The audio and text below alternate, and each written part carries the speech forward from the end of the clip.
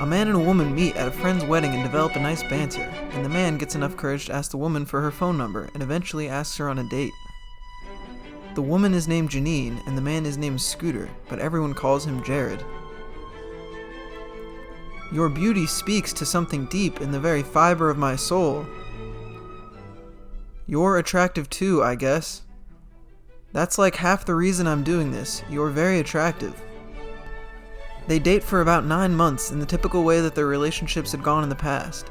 It's not the fairy tale romance that Janine had envisioned as a child she would be involved in at this point in her life, but she's in her mid-30s and she has a limited window of time before she can't have children anymore, so they decide to get married.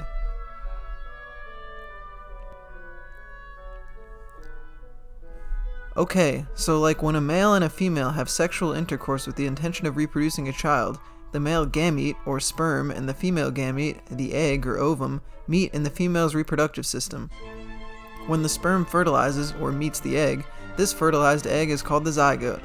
The zygote goes through the process of becoming an embryo and developing into a fetus. This is how Richard was born. Janine and Jared were alright parents, but it became very obvious early on that they got married a little too fast and didn't even completely know each other before they had a kid. Then Jared got real unhappy, but he couldn't manifest the change in his life that he probably needed. I came from a very traditional Catholic family who didn't really believe in ever getting divorced. Plus I've got a kid now and stuff. I'm in way too deep. That'd be a mess. Oh God. Oh God. I thought that being a mother would finally make some things in my life make sense, but now I'm a mother and it doesn't really feel like anything changed, like internally. One day she was sitting on a rocking chair holding a crying Richard, and she realized that her whole life she was waiting for some point, or event, or age, or achievement, or future version of herself, and suddenly everything would make sense. And then she got there and realized that everything just keeps going. She learned the secret that this eventual point she was expecting to get to doesn't exist, and this road goes on forever, and she needs to be okay with right now. She looked down at Richard's pained expression as he wailed, and she started to cry uncontrollably for reasons unknown to herself. The two of them sat there in the rocking chair weeping for a few minutes before Richard calmed down and Janine put him to bed. She woke up in the morning next to Jared feeling just fine.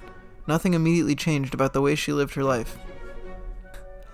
Richard had a pretty unremarkable childhood, like most white suburban American children. He got read the book The Giving Tree when he was 6 and fell in love with poetry. He'd eventually want to be a famous poet. I want to be a famous poet. He went to elementary school with his little group of friends who teased him and made him feel bad a lot of the time, but he was too young to know that life could be any better, so he just kept waking up and going to school and going home. Then middle school started, and inexplicable changes suddenly began to take hold of his body and mental state, and he was irresistibly compelled to want to fertilize the eggs of his teachers and classmates to create zygotes.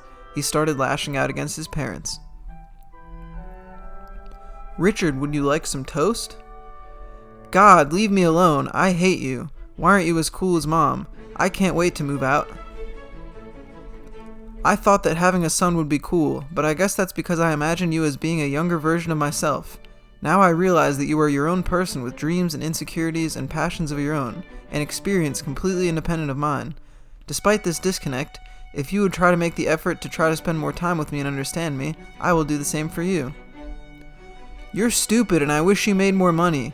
I don't want to go to church anymore. In middle school, Richard made a lot of friends and had a lot of great memories, and got to experience many things for the first time. He had his first kiss, first girlfriend, and tried crack for the first time.